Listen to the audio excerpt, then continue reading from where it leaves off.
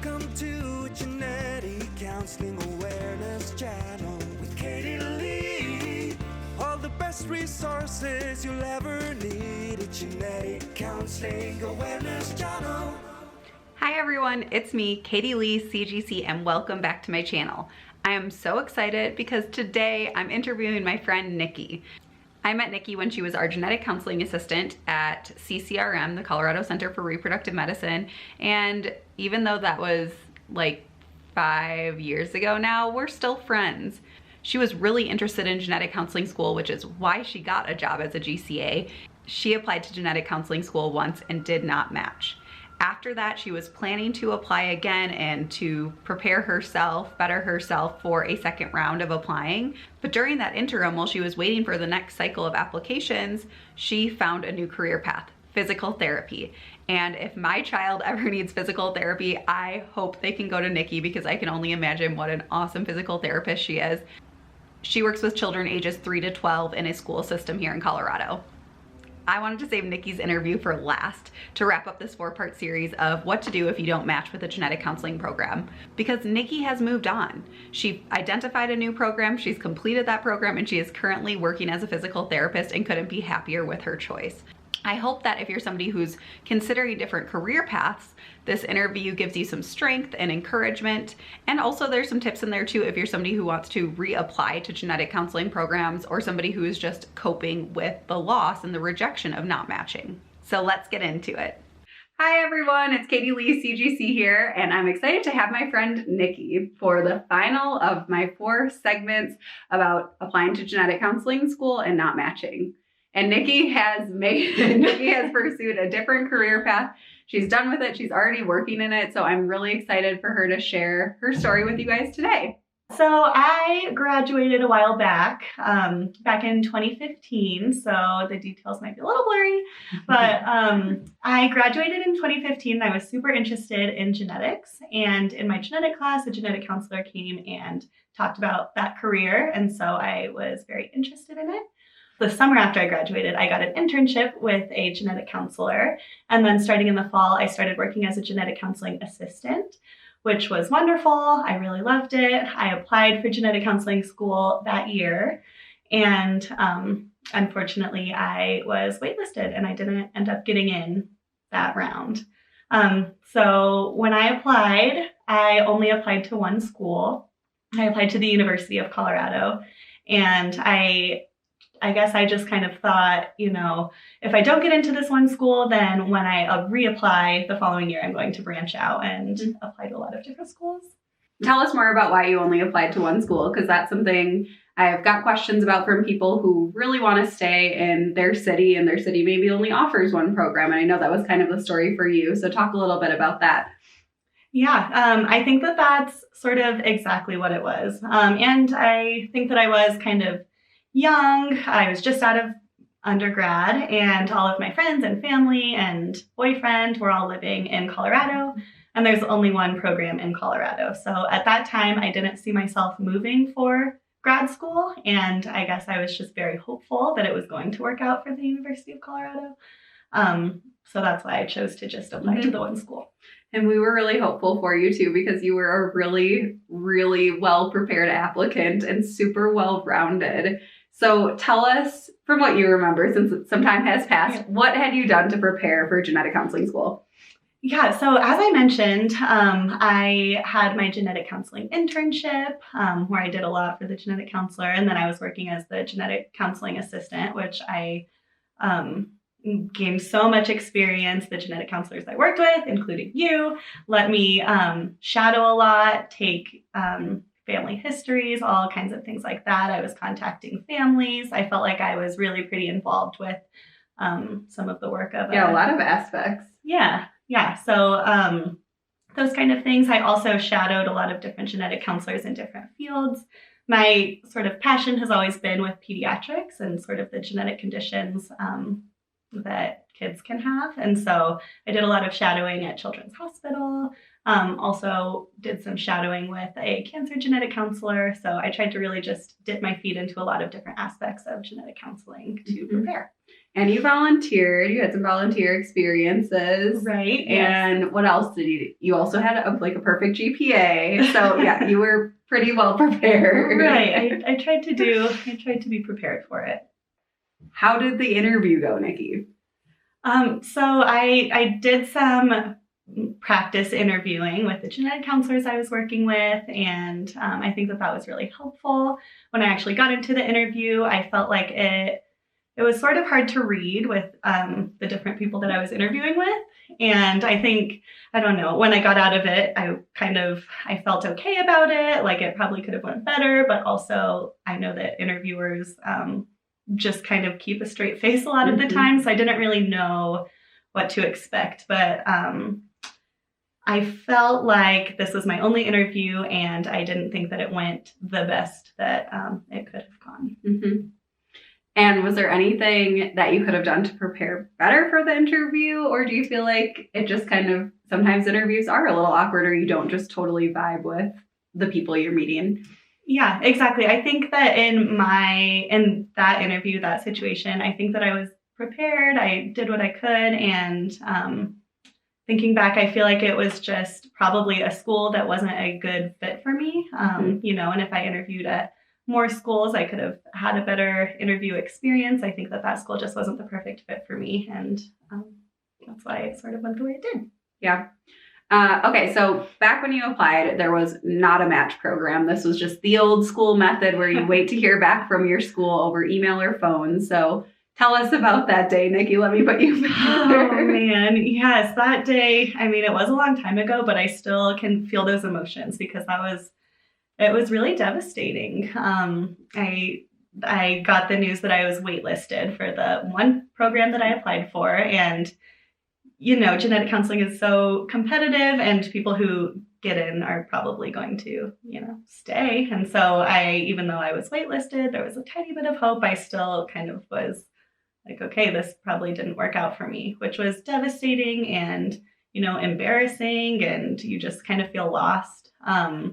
So it was a really hard time, especially because it was that one day. Everyone that I was working with, my friends and my family, we all knew, and we were all anticipating that you would have good news. So it was very, very hard. Yeah. And we were ready to celebrate, Nikki. Like we had everything ready to go to celebrate you getting in because we were sure. Yeah. And that's what I mean when I say you can be a amazing applicant and sometimes not match. Despite being a really good applicant. So the rest of the week went on, and I think, was it that you're supposed to find out by Thursday or Friday if a spot opened up, right? Yeah, it was pretty soon. So it kind of just dragged on, and then tell us about getting the news and finding out that you didn't match to Colorado, and you were going to have to decide what to do next. Yeah, right. So it was a really hard week. It was hard to just, go to work and pretend that everything was fine because I had this sort of weighing on me. And obviously it's devastating and disappointing. And then, I found out that a spot didn't open up. I ended up emailing the director of the program and asking sort of where I was in line. And I think they said they couldn't tell me. So that just was hard.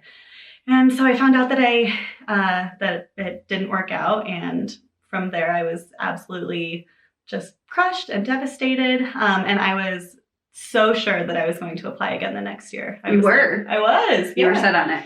I was like, okay, I mean, I understand. I have places that I can continue to grow my experience and be a better candidate for the next year. So I set up a time to meet with the director of the program to sort of see her thoughts and how I could improve. I ended up going through with that. And she told me that the biggest thing was to get some more life experience, which I thought, okay, great. I'm going to go ahead and do that. You're going to keep living your life? Yes. I know. Yeah. And so I guess from there, one of the things that I thought was, I'm going to reapply and I want to be able to say that I've had experiences in other, shadowing, I've shadowed other jobs and explored all avenues that I'm interested in. And I know for a fact that genetic counseling is what I want to do because all of these other things that could be interesting to me aren't what I want to do. if that makes sense. But so while I was doing that, I ended up shadowing a pediatric physical therapist. Because as I mentioned, that's sort of what I've always been interested in is pediatrics and kids with genetic conditions.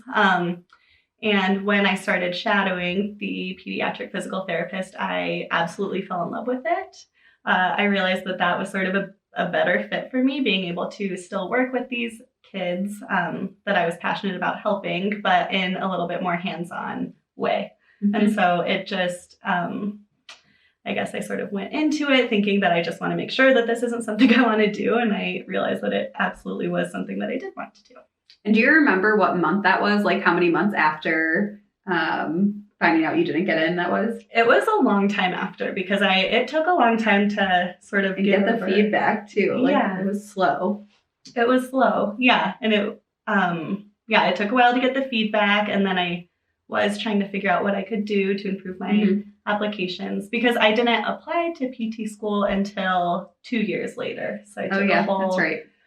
The next application round for genetic counseling school came around and I realized that I was starting to think I'm not going to apply again, but I wasn't sure at that time. I still wanted to explore other avenues. And then, so I would say kind of a year later is when I was doing a lot of shadowing and kind of finding my passion in a different career. Can you speak to kind of how you coped with the news, just more from an emotional aspect rather than like actually figuring out what am I going to do next for my career? Yeah. I think that just spending time with friends and family and loved ones and, your coworkers, just finding that support system was probably the most beneficial thing for me. And really just taking time away from it all. Like, I think that it was good to not just immediately be doing more, for myself. I took time to focus on my physical and mental health, exercising and doing art, which I really like to do. And you did a lot of calligraphy then. I did. Yeah, which I still love to do. All of those things that are just sort of like stress management. Yeah. I definitely spent a lot of time doing that, just trying to get through day to day and figure out my next steps. I'd love to hear more about physical therapy as a career, because to me, when you told us about it, I was like, oh my gosh, this actually would have been a career I would have really liked, because you do get ongoing contact with children, which in genetic counseling, you might see them, like if you're a pediatric genetic counselor, you might see them every 6 months, maybe every year.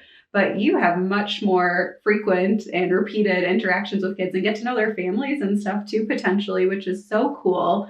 So tell us just about PT in general. What does it look like? I know there's so many different settings and specialties, but try and give a quick overview. Yeah, totally. I think that's what I love so much about physical therapy is that you do have that ongoing relationship. And especially for these kids who have genetic conditions and have ongoing needs that they'll have for the rest of their life, you really develop a strong relationship with them and with their families in your ability to provide support.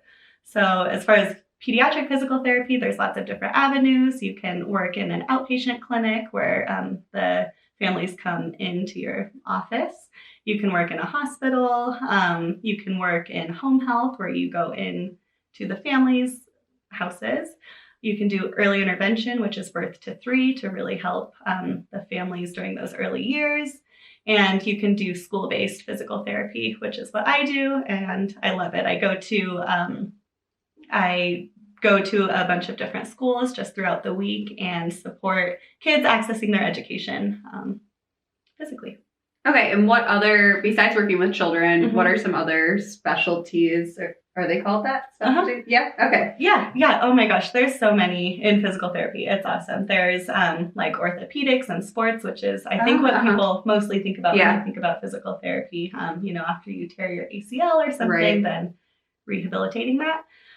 You can work in an inpatient setting, so working in a hospital with people who are coming out of surgery or who are under conditioned, had a heart attack, something like that. You can do home health where you go into a person's home, and this could be across the lifespan. those are the biggest. I guess there's also neurological focused PT. Oh. Yeah, for people who have had a stroke or who have Parkinson's or are at risk for falling, things like that. Interesting. Yeah. Tell us a little bit about the program to become a physical therapist and what it's like, because it is kind of similar to a genetic counseling program. Yeah. So I ended up going to the University of Colorado's physical therapy program, but I absolutely loved it. The PT programs are typically between 2.5 to 3 years. My program was 2.5 years. And it's a doctorate program. And yeah, really you have your core curriculum, you have your classes that you take, anatomy, physiology, movement science, all of those. You have your neurological classes, your pediatric classes, cardiopulmonary classes. And then you do 5 different clinical rotations where you're actually working directly with the physical therapist overseeing you, and you get the experience treating patients. Mm-hmm. Yeah. And how did it feel? So let's talk about maybe other career paths you explored too. Besides PT, I don't remember who else you were shadowing or what else you were looking into. What was there? Yeah, I looked into like going to medical school. Yes. So I did some shadowing in that. It didn't feel like a great fit, but that was definitely an option I considered. I also looked into occupational therapy. Yeah, so occupational therapy is different than physical therapy because physical therapy really focuses on gross motor skills, whereas occupational therapy focuses a little bit more on fine motor skills. Like in the school setting, they focus on handwriting and cutting and things like that, and sort of self-care skills like being able to unbutton your shirt and pants, and clothing management, things like that, sort of activities of daily living. Whereas physical therapy focuses more on physical access, like walking or managing your wheelchair. Okay. If that makes sense. Are there OTs at the school system as well? Mm-hmm. Do you work with them? Yep. Oh, cool. Okay. Yes. Okay. How did applying and interviewing to physical therapy school feel after the process of applying and interviewing for genetic counseling school? That's an interesting question. I think it felt different because at the time that I applied to genetic counseling school, I thought that this is what I wanted to do. But when I applied to physical therapy school, I knew for sure that it was what I wanted to do. So it felt different. I applied to 6 different programs.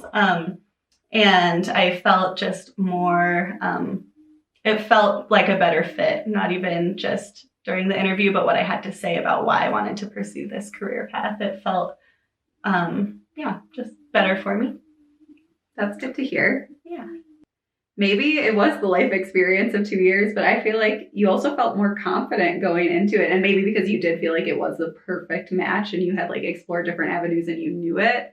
But I think we all felt for me that it went differently than the genetic counseling interviews in that way, that you maybe just had more confidence and I don't know, you got in right away and you got into your top choice. So it really did work out. It was just a better fit all around, I think.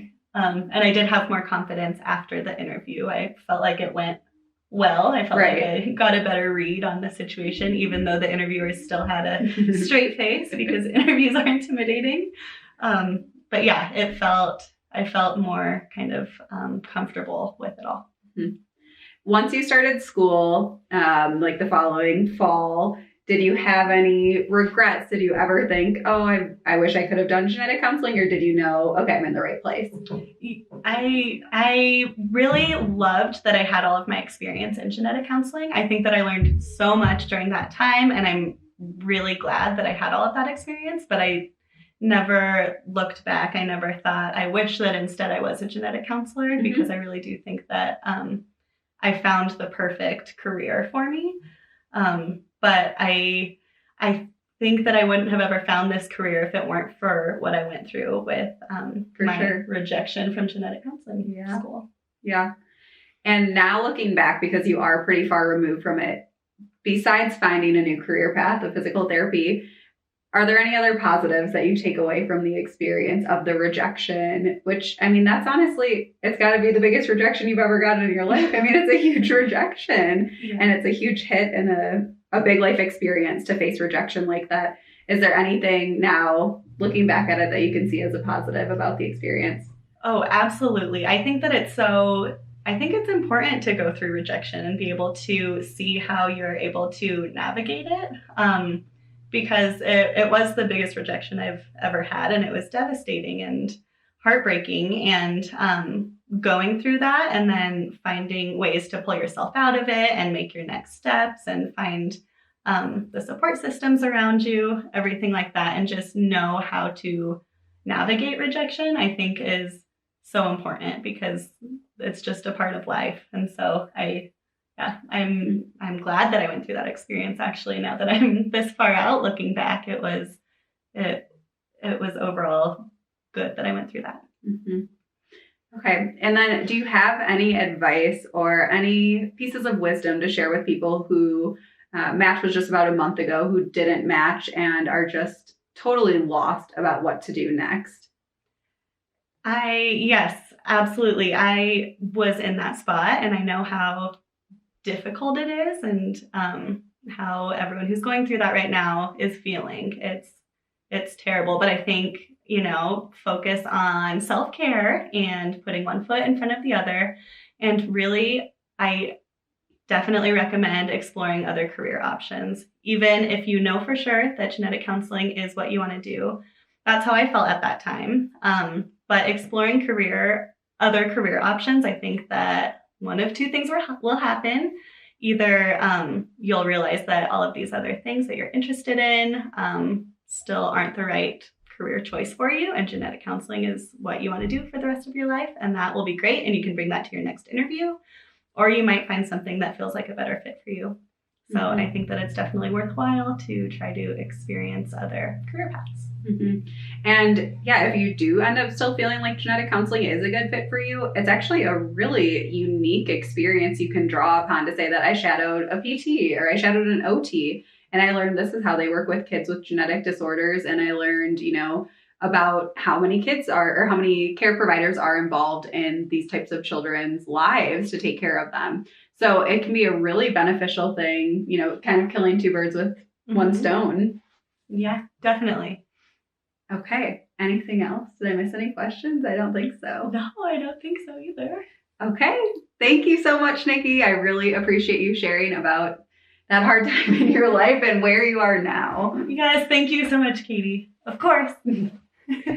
I hope you guys enjoyed watching that interview as much as I enjoyed getting together with my friend Nikki to talk a little bit more about physical therapy and learn about that career. I think it sounds like a great branch off from genetic counseling. And Nikki shared with me too that her experience as a GCA is seen as so valuable because she knows a lot about genetics. She worked as a GCA for a good amount of time and she learned a lot. So she's able to share her knowledge about genetic syndromes with her colleagues, which is super cool. Anyways, guys, if you have questions for me or Nikki, please write them in a comment down below. Please like this video and subscribe if you're enjoying the content. Take care. Bye.